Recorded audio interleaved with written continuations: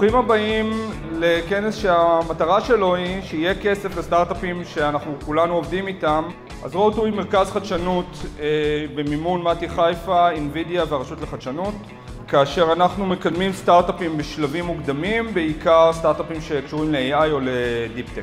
כן, רשות החדשנות, אנחנו תאגיד סטטוטורי. התקציב השנתי שלנו הוא כ-1.6 מיליארד שקלים בשנה, באמצעות חדשנות טכנולוגית פורצת דרך, לשמור על חוסנה ולהצמיח את הכלכלה הישראלית. עזרה ברגולציה, הסרת חסמים, את זה אנחנו עושים בשיתוף פעולה עם הרבה מאוד משרדי ממשלה.